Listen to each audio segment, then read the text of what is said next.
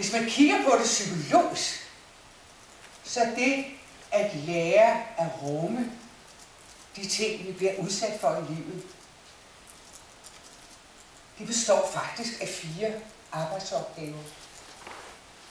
Og den første er at erkende, hvad man har mistet.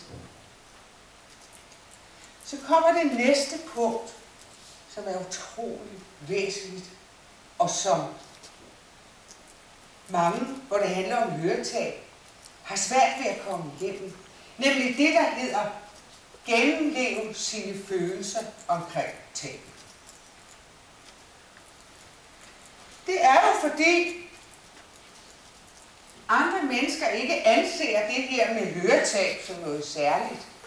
Så det der med, at vi bliver kede af det, eller vrede, eller hvad det nu er, over hvorfor mig? Hvorfor var det mig, der skulle blive ramt af det her? Så det at gennemleve vores følelser omkring tabet, det er noget, der nogle gange tager lang tid i forbindelse med høretab.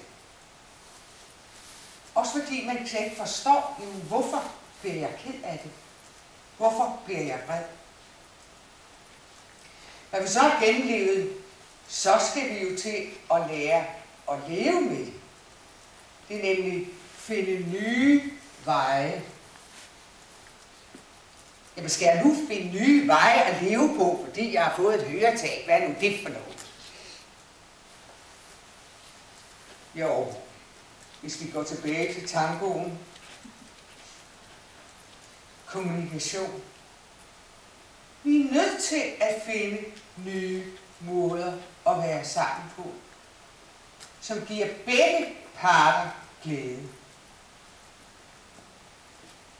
Det er røvsygt at danse tango med en, man skal slæbe hen ad gulvet, som ikke gider flytte benene.